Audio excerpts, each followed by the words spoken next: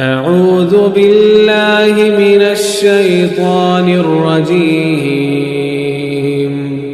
بسم الله الرحمن الرحيم السلام علیکم ورحمۃ اللہ وبرکاتہ۔ الحمد للہ رب العالمین والصلاة والسلام علی سید الانبیاء والمرسلین وعلی آلہ وصحبہ اجمعین ومن تبعہم بإحسان الی یوم الدین، اما بعد۔ محترم ناظرین، سیرت صحابہ کا جو سلسلہ ہم نے شروع کیا تھا، اس سلسلے کی آج آخری کڑی ہے۔ اب تک آپ لوگوں نے 18 صحابہ کرام کی سیرت کو سماعت کیا۔ آج 2 اور صحابہ کی سیرت ہم آپ کے سامنے بیان کریں گے۔ یہ 2 صحابہ صغار صحابہ میں سے مانے جاتے ہیں، یعنی ان لوگوں نے کم عمری میں اسلام قبول کیا، لیکن ان کی خدمات بہت زیادہ رہی ہیں۔ اللہ کے نبی صلی اللہ علیہ وسلم سے ان کا تعلق بڑا مضبوط رہا ہے۔ یہ کون سے 2 صحابہ ہیں؟ پہلا نام ہے حضرت عبداللہ ابن عمر رضی اللہ تعالیٰ عنہ کا۔ آپ خلیفہ دوم حضرت عمر فاروق کے صاحبزادے ہیں۔ اور دوسرا نام ہے عبداللہ بن عمرو بن عاص رضی اللہ عنہما کا۔ آپ فاتح مصر حضرت عمرو بن عاص، جن کی سیرت ہم اس کے پہلے آپ کے سامنے بیان کر چکے ہیں، ان کے صاحبزادے ہیں۔ تو آئیے سب سے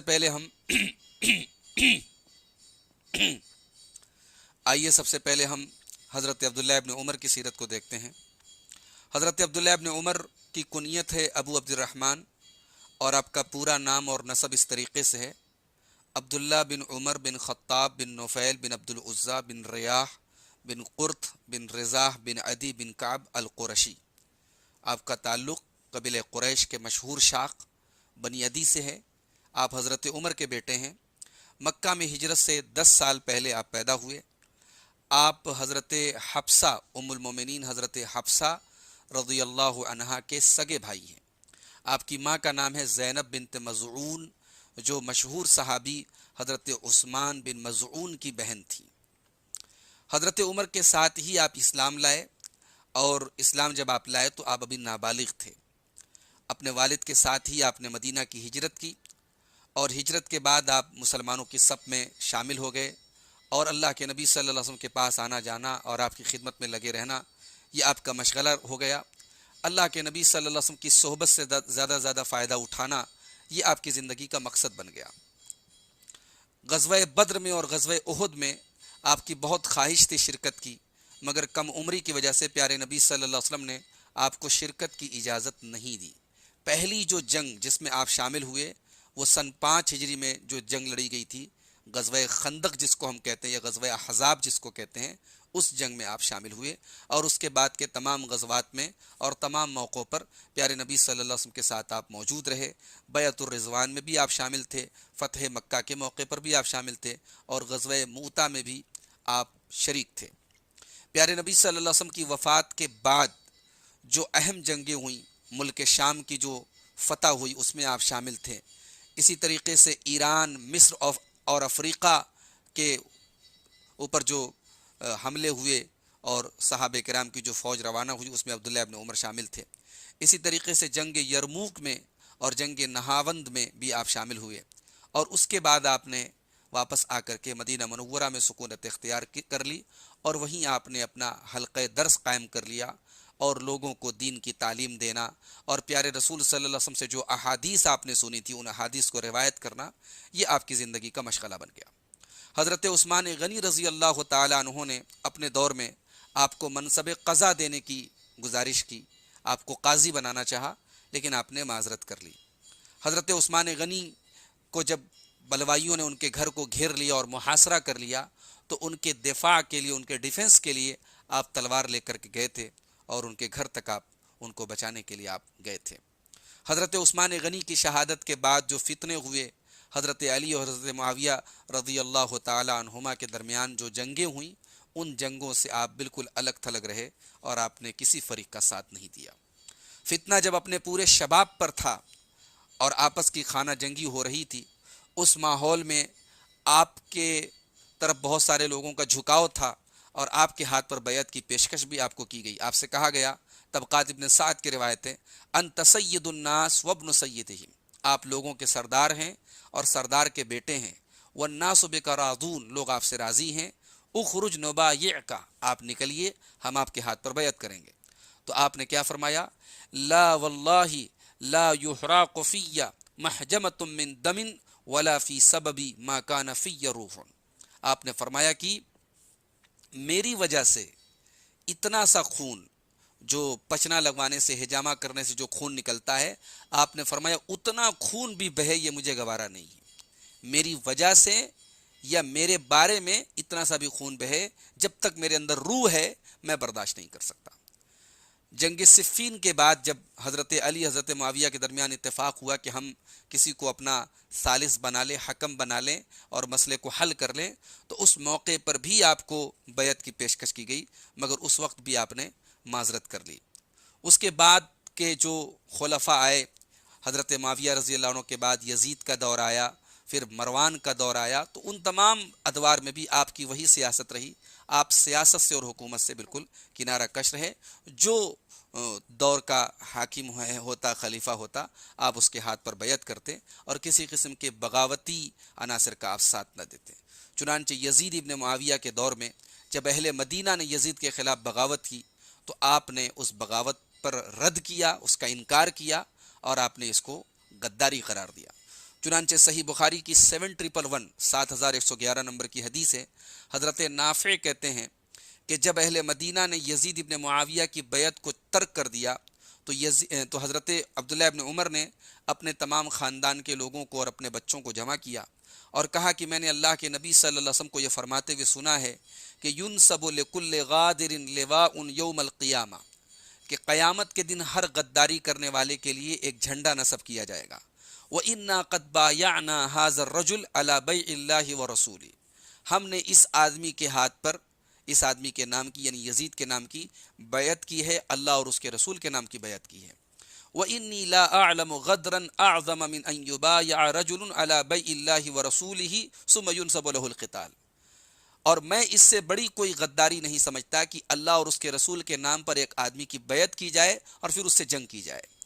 وَإِنِّي لَا أَعْلَمُ أَحَدًا مِّنْكُمْ خَلَعَهُ وَلَا بَايَعَ فِي هَذَا الْأَمْرِ، اور اے اہل مدینہ، تم میں سے جو آدمی بھی یزید کی حکومت سے بغاوت کر رہا ہے اور اس کی بیعت کو توڑ رہا ہے اور کسی دوسرے کی بیعت کر رہا ہے، إِلَّا كَانَتِ الْفَيْصَلَ بَيْنِي وَبَيْنَهُ، میرا اس سے کوئی تعلق نہیں ہے. اس کے بعد کے دور میں جب عبد الملک بن مروان کا دور آیا تو عبداللہ ابن عمر رضی اللہ تعالی عنہ نے عبد الملک کو خط لکھا کہ اما بعد، یہ طبقات ابن سعد کی روایت ہے، اما بعد فإنی قد بایعت لعبد اللہ عبد الملک امیر المؤمنین، میں بیعت کرتا ہوں اللہ کے بندے عبد الملک امیر المؤمنین کی، بالسمع والطاعہ، کہ میں ان کے احکامات کو سنوں گا اور ان کی اطاعت کروں گا، علی سنت اللہ و سنت رسولہ، اللہ اور اس کے رسول کے طریقے کے مطابق، فی مستطعت، جہاں تک مجھ سے ہو سکے گا، وَإِنَّ بَنِيَّ قَدْ أَقَرُّوا بِذَلِكَ، اور میرے بیٹے بھی اس کا اقرار کرتے ہیں. حضرت عبداللہ ابن عمر رضی اللہ تعالیٰ عنہ نے ایک طویل عمر پائی اور بعض اقوال کے مطابق صحابہ کرام میں آخری وفات پانے والے اپنے وقت میں آپ تھے. 83 سال یا 84 سال کی عمر آپ نے پائی اور سن 73 ہجری میں آپ کا انتقال ہوا. آپ کہاں دفن ہوئے اس میں بھی بہت اختلاف ہے. کچھ لوگوں کا کہنا ہے کہ ذی طوا میں آپ دفن ہوئے، کچھ لوگ کہتے ہیں محسب میں، کچھ لوگ کہتے ہیں مقام شریف میں. یہ تمام کے تمام جو علاقے ہیں مکہ کے قریب ہیں، کہا جاتا ہے کہ ان میں سے کسی جگہ آپ دفن ہوئے. اگر آپ کے فضائل کی ہم بات کریں، عبداللہ ابن عمر رضی اللہ تعالی عنہ اللہ کے نبی کے ان صحابہ میں سے ہیں جن کو علم و فضل میں ایک امتیاز اور خصوصیت حاصل ہے، جو یعنی دین کی بڑی گہری سمجھ رکھتے ہیں اور اسی طریقے سے فتویٰ دیتے ہیں، اور قرآن کی تفسیر پر بھی آپ کی بڑی گہری نظر تھی. بہت ساری قرآن کی آیات کی تفسیر میں آپ نے جو بات کہی ہے وہ سب سے مضبوط اور سب سے وزندار بات ہے. آپ کے علم کی اور آپ کی سمجھ کی ایک مثال آپ دیکھیں. صحیح بخاری کی 131 اور صحیح مسلم کی 2811 نمبر کی حدیث ہے. آپ کہتے ہیں کہ ایک مرتبہ اللہ کے رسول صلی اللہ علیہ وسلم فرمایا کہ ایک درخت ایسا ہے لا یسقط ورقها، کہ اس کا پتا کبھی جھڑتا نہیں ہے. وَإِنَّهَا مَثَلُ الْمُسْلِمِ، اور مسلمان کی مثال بھی اسی درخت کی طرح ہے. تو وہ کون سا درخت ہے؟ تو لوگ جو ہے جنگل کے مختلف درختوں کے بارے میں سوچنے لگے. عبداللہ ابن عمر کہتے ہیں وَوَقَعَ فِي نَفْسِي أَنَّهَا النَّخْلَةُ، میرے دل میں یہ بات تھی کہ اللہ کے رسول کھجور کی بات کر رہے ہیں. فَاسْتَحْيَيْتُ، لیکن وہاں پہ اور بڑے بڑے صحابہ موجود تھے اور میں کافی کم عمر تھا، تو مجھے شرم محسوس ہوئی اور مجھے اچھا نہیں لگا کہ ان بڑے بڑے لوگوں کی موجودگی میں یہ بات بولوں. تو پھر صحابہ نے خود ہی کہا کہ اے اللہ کے رسول آپ بتا دے وہ کون سا پیڑ ہے. تو اللہ کے رسول نے فرمایا کہ ہی النخلہ.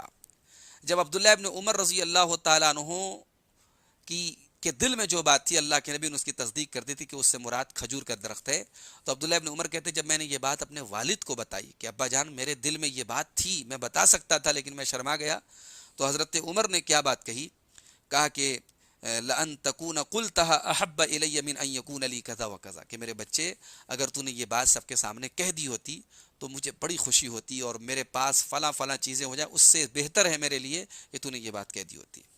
تو یہ عبداللہ ابن عمر ہیں جو کم عمری میں، یعنی ان کی سمجھ وہاں تک تھی جہاں تک بڑے بڑے لوگوں کی سمجھ نہیں پہنچ پاتی تھی۔ 1630 احادیث آپ سے روایت کی گئی ہیں، جس میں سے تقریباً 170 حدیثیں صحیح بخاری اور صحیح مسلم دونوں کے اندر ہے، متفق علیہ ہیں۔ علم حدیث کی اتنی طلب اور تڑپ آپ کے اندر تھی کہ جب بھی کوئی مسئلہ آتا، کوئی کنفیوژن آتی، آپ پیارے نبی صلی اللہ علیہ وسلم کے پاس پہنچ جاتے اور آپ سے اس بارے میں سوال کرتے تھے۔ آپ کا جو حلقہ درس ہوتا تھا اس میں لاکھوں لوگوں نے آپ سے فیض حاصل کیا اور آپ سے علم حدیث کو سیکھا۔ اللہ کے نبی کی وفات کے بعد 60 سال کی جو عمر آپ نے پائی، وہ پوری عمر جو ہے زیادہ تر اس کا حصہ وہ علم حدیث کی اشاعت میں ہی گزرا ہے۔ آپ کی ایک اور خاصیت تھی کہ آپ اتباع سنت میں اپنی مثال آپ تھے۔ پیارے نبی صلی اللہ علیہ وسلم سفر کے دوران جہاں رک کر کے اپنی سواری سے اتر کر کے نماز پڑھتے تھے، تو آپ اگر اس راستے سے گزرتے تھے تو آپ کی کوشش ہوتی تھی کہ آپ وہیں اتر کر کے نماز پڑھیں۔ جہاں آپ صلی اللہ علیہ وسلم نے قضائے حاجت کیا تھا، استنجا کیا تھا، آپ کی کوشش ہوتی تھی کہ آپ وہیں استنجا کریں۔ آپ کی اتباع سنت کی مثال دی جاتی ہے کہ حضرت عبداللہ ابن عمر رضی اللہ تعالیٰ عنہ جیسی اتباع سنت کرنا بہت مشکل ہے۔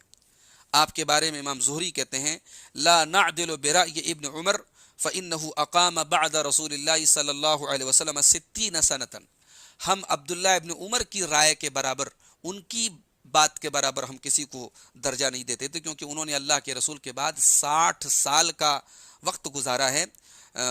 فلم یخفى علیہ شیء من امرہ ولا من امر الصحابہ، عبداللہ ابن عمر کے اوپر نہ تو پیارے نبی کی کوئی بات مخفی تھی، چھپی ہوئی تھی، اور نہ صحابہ کی کوئی بات چھپی ہوئی تھی۔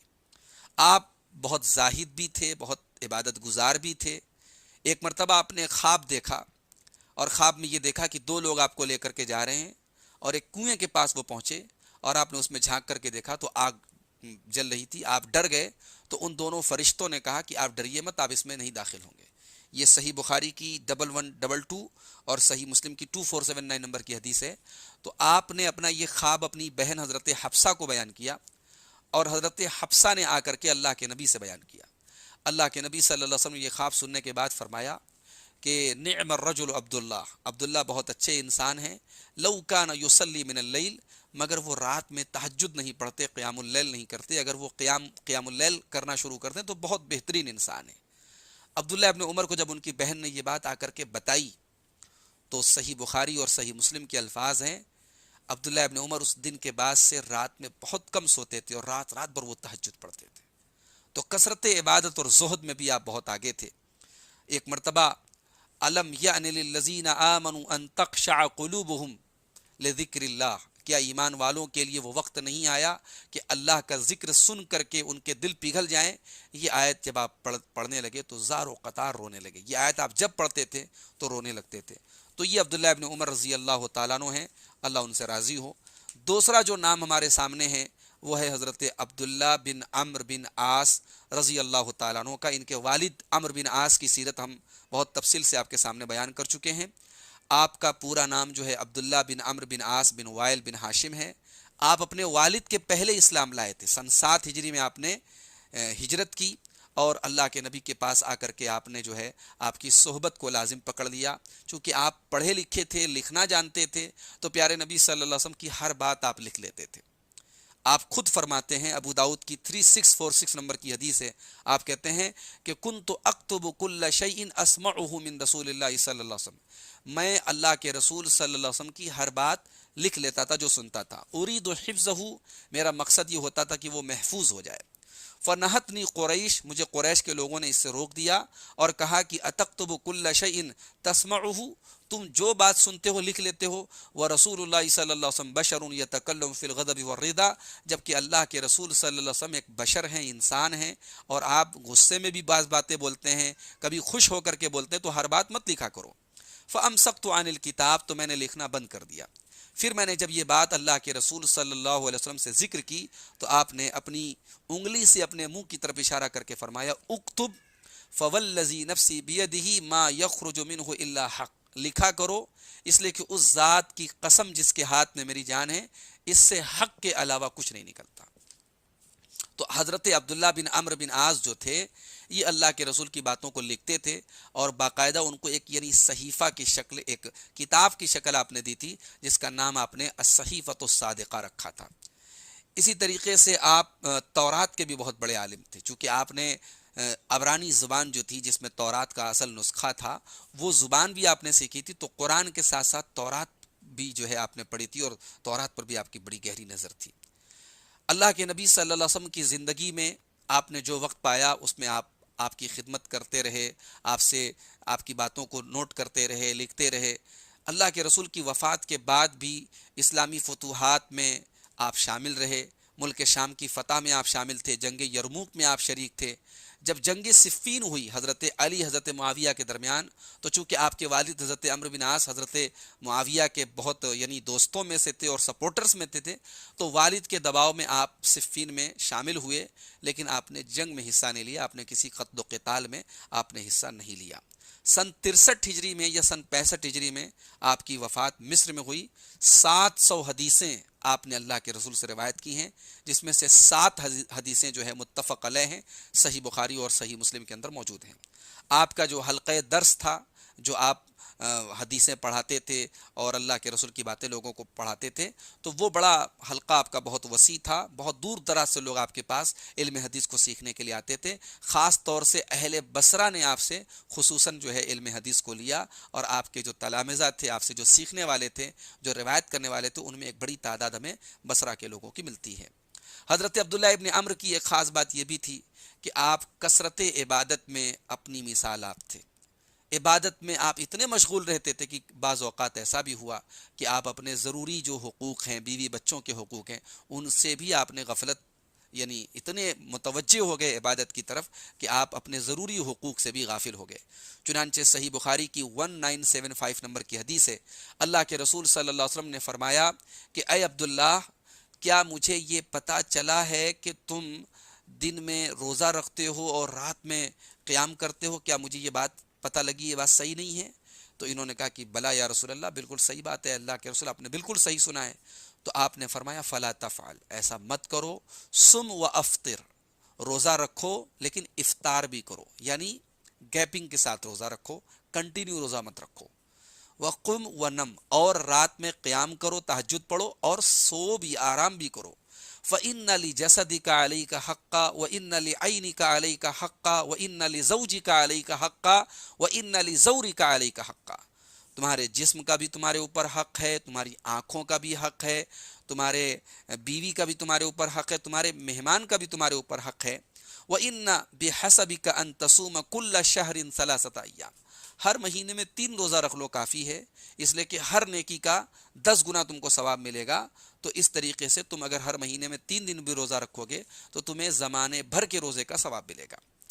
آپ نے جب شادی کی، آپ کے والد نے، حضرت عمرو بن عاص نے آپ کی شادی قریش کے یعنی بڑے خاندان کی لڑکی سے کرائی۔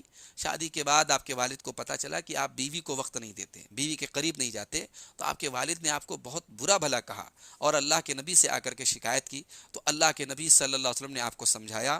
مسند احمد کی 6188 نمبر کی حدیث ہے، اللہ کے نبی نے آپ کو سمجھاتے ہوئے فرمایا کہ اے عبداللہ، مجھے دیکھو، لیکنی اصوم و افطر، میں روزہ بھی رکھتا ہوں اور میں افطار بھی کرتا ہوں، میں گیپنگ کے ساتھ روزہ رکھتا ہوں۔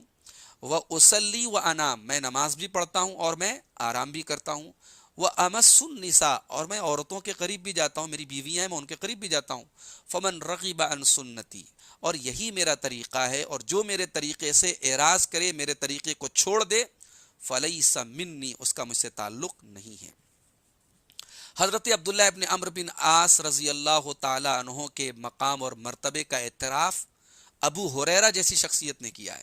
حضرت ابو ہریرہ کہتے ہیں، صحیح بخاری کی 113 نمبر کی حدیث ہے کہ ما من اصحاب النبی صلی اللہ علیہ وسلم احد اکثر حدیثا عنہ منی الا ما کان من عبداللہ ابن عمرو بن العاص، کہتے ہیں کہ صحابہ میں مجھ سے زیادہ حدیث روایت کرنے والا کوئی نہیں تھا سوائے حضرت عبداللہ بن عمرو بن عاص کے، فَإِنَّهُ كَانَ يَكْتُبُ وَلَا أَكْتُبُ، کیونکہ وہ لکھ لیتے تھے اور اسٹور کر لیتے تھے، میں لکھتا نہیں تھا۔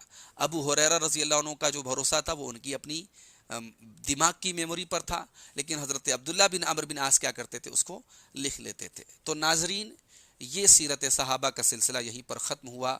میں اس بات کا شکر ادا کرتا ہوں اللہ تبارک و تعالیٰ کا، سب سے پہلے کہ اس نے مجھے توفیق دی کہ میں نے آپ کے سامنے اس سیریز کے ذریعے اور اس درس کے سلسلے کے ذریعے میں نے تقریباً 20 صحابہ کرام کی زندگی کے حالات آپ کے سامنے بیان کیے، اور میں آپ سب کا شکر گزار ہوں۔ آپ نے اس کورس میں شرکت کی اور صحابہ کرام کی سیرت کو آپ نے سیکھنے کی کوشش کی۔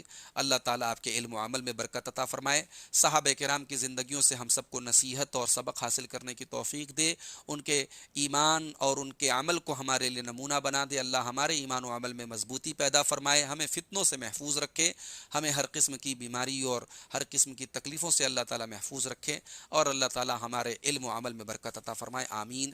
والسلام علیکم ورحمۃ اللہ وبرکاتہ۔